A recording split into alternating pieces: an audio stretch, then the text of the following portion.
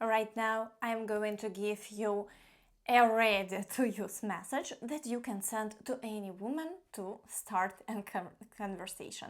So, you'll be surprised by the results you get and the conversation rate you'll see, because most women will give you their number and happily, with genuine interest, continue talking to you. All you need to do is copy my message and paste it into your chat. That's it. You can do it right now, today. But first, let me explain what pushed me to record this video and give you this unexpected little gift.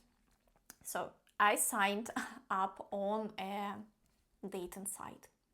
So I thought, well, it's 2025, men must have learned how to talk by now. But no, out of 200 messages I got in just one day, not a single normal one. I want to stress this, not a single one that a woman would actually want to respond to. So I want to quickly explain what this is all about, because if you just avoid these popular, typical cliche mistakes, you'll already be way more effective. And if you add my message on top of that, it'll work amazing. So see, about 30% of the messages I got looked like this. How? How are you? What are you doing? How's your mood? Those are literally the worst questions you can possibly ask. The absolute worst way to start. Honestly, even if you send something provocative, weird, or even just random letters and numbers, at least it creates a tiny bit of intrigue. That's still better than sending those boring questions no one cares about and that women have already answered 1,000 times. So, like, even if you text a woman something like, I don't know, maybe, hey, your butt is huge. And she'll be like, excuse me, are you serious? And you can reply, no, I actually like it.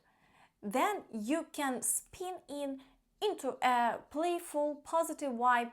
Even that is better than sending the same dull, generic questions. So forget them forever. The second type of messages I got were immediate invites, sometimes without even saying hi.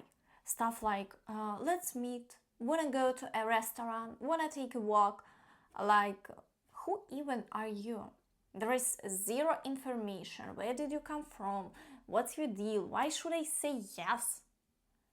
Honestly, it feels like being at a train station when some random guy in a leather jacket comes up, opens it, and inside he's got gold waters, and he goes, so you want one? Cheap, cool. It's totally out of context. You are busy in your own thoughts, not ready for this. There is no introduction, no trust. So obviously, it feels shady. And now, imagine 30 guys like that showing up in one day. You'd just want to run away. That's exactly what these kinds of messages feel like, and it's one of the worst approaches you can use. And then there is the third type of messages. That's when a guy just writes, "Hey, beautiful. Hi, cutie, gorgeous, kitty, baby. Why is someone as pretty as you even here?" And so on. So let's be real. That's another cliche approach, and it's completely ineffective. So you need to understand women have built up resistance to this because there is zero uniqueness in the text. It doesn't trigger any emotions at all. So at the very least, stop starting with that nonsense. And now let's talk about how you should do it. I'm going to show you just one simple approach that you can use. And here is how the message sounds in full. Hey, I rarely give likes here, but you really look like the rare type of woman I'm attracted to. Today I actually decided to delete my account because all these pointless likes and chats don't bring us any closer to real, warm, genuine relationships. If by any chance you feel the same way, you can drop me your WhatsApp. Now, at first glance, it may not seem magical or shocking, but trust me, you'll be surprised once you actually try it. And let me explain why. So, every single word in this message has meaning, it's informative. So, where does it start? Let's go sentence by sentence. I rarely give likes here. So, what conclusion does the woman make? That means you have options. You are not just some random beggar chasing attention. If you have options, it means other women are paying attention to you, and women are naturally inclined to trust the judgment of other women. So, right away, she perceives you as someone who already has value. She may not know exactly what the value is yet, but the point is she feels it's there. Next, you really look like the rare type of woman I'm attracted to. Now, some naive guys who are struck on this fake idea of dominance think that admitting attraction immediately lowers their rank. By that logic, what? You are supposed to start conversations only with women you are not attracted to. So, you are supposed to hide your interest, and that makes no sense. But here is the difference. Saying you're beautiful as a desperate attempt to win her approval is not the same as saying you are the rare type that attracts me. So the first one is weak and generic. The second one shows intrigue, intention, and selection. So think about it. If a woman texted you out of nowhere, hey, you're actually a rare type of a man. So wouldn't you pause and wonder, what? What does she mean? Rare in what way? Why me? Of course, you would, and it would spark curiosity. And curiosity is exactly what you want to create. Next line. Today I decided to delete my account. What does that create? A sense of urgency. You are basically saying, hey, this chance may not be here tomorrow. If you want, take it now. And women love that. So it frames you as someone who values his time and doesn't waste it. She feels like she needs to grab the opportunity before it guns. Then we move to pointless likes and endless chats don't bring us any closer to real, warm, and meaningful relationships. And here you are creating contrast. First, you acknowledge the boring part, the endless likes, the shallow swiping, the small talk everyone's tired of. She's been there, she feels it too. So when you say it, she instantly relates. And finally, you close with something like, if you feel the same, you can drop me your WhatsApp. Or you can flip it a bit, so if you feel the same, you can text me on WhatsApp. And now here is the trick: if you ask her to drop the number, you'll get more numbers. But if you prefer, you can simply invite her to message you first. So both work, as it depends on what's more comfortable for you. And the key is that you stay polite, respectful, and zero pressure. No neediness, no begging, no desperate tone, because that kills affection, attraction, I don't know, instantly. So, what's the main takeaway here? You need to practice looking at your own messages from her perspective. Ask yourself, what conclusions will she make after reading that? Why should she say yes? Why might she say no? What emotions does this message trigger in her? That shift in perspective is what makes your communication powerful. Now, I know that some guys right now are feeling that inner resistance. They're probably thinking, wait, so why should I put in this kind of effort just to get some woman number? Yes, isn't this the same as being needy or doing pickup tricks or whatever? And here is my answer.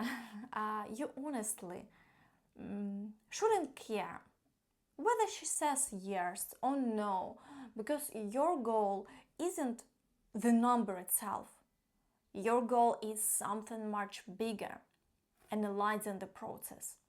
This is research. And honestly, I don't know what gives you more value in this practice, the positive answers or the rejections, because rejections often teach you even more.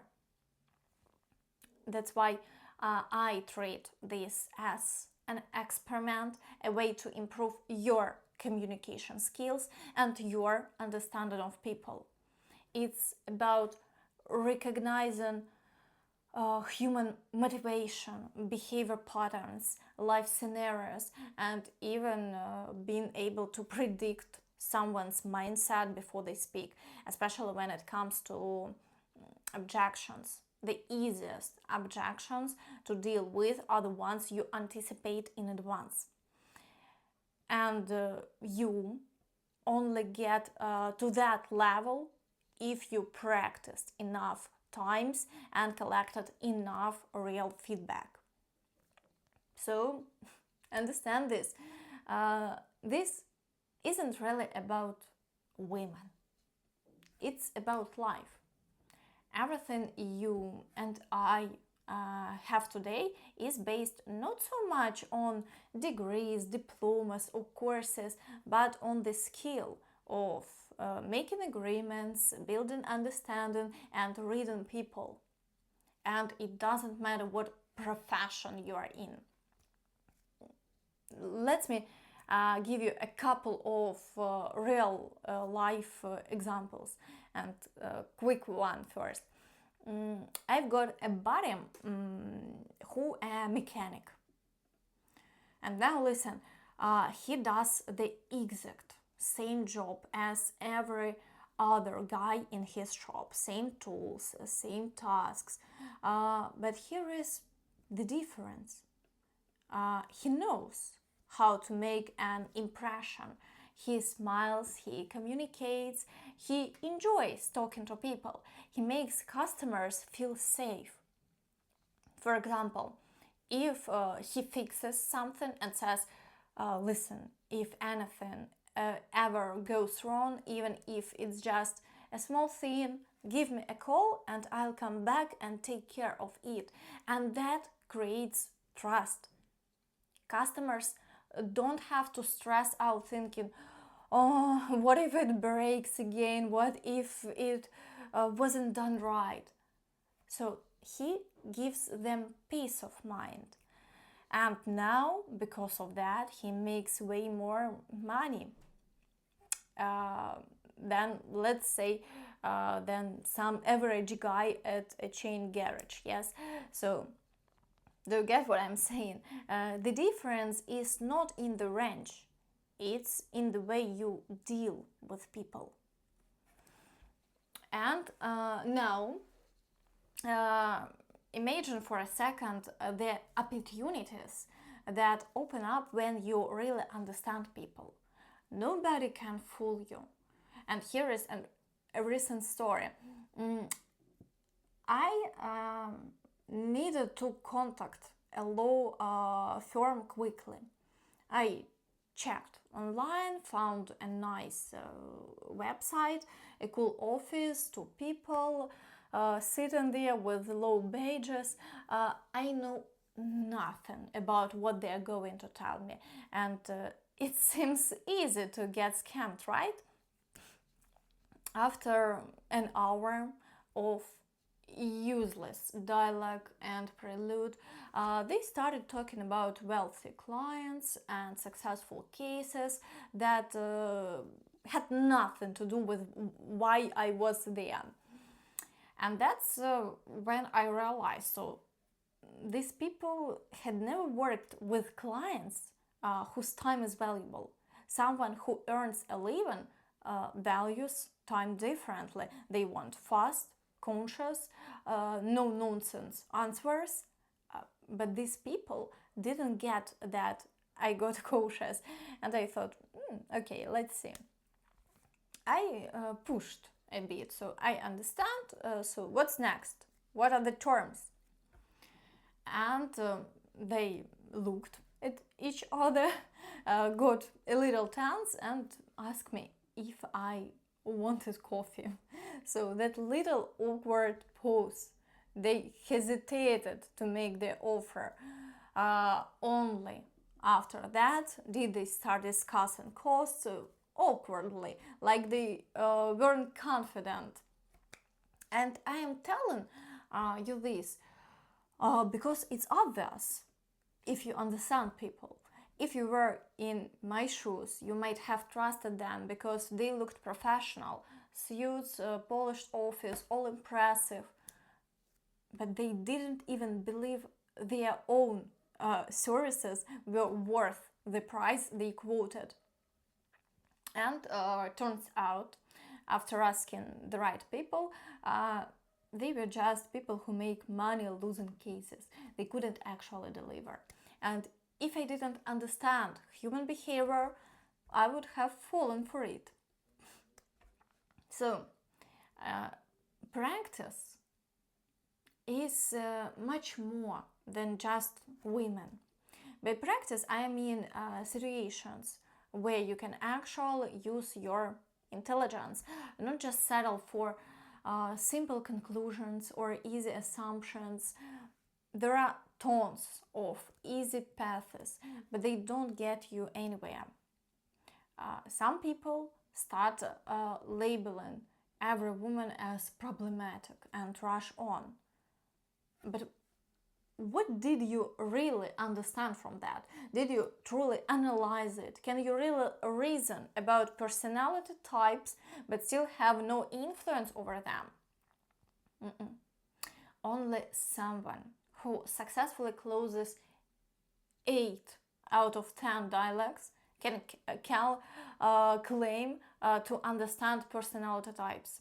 That's a real proof of competence, and that's the nuance, my friends. Okay, thanks so much for watching.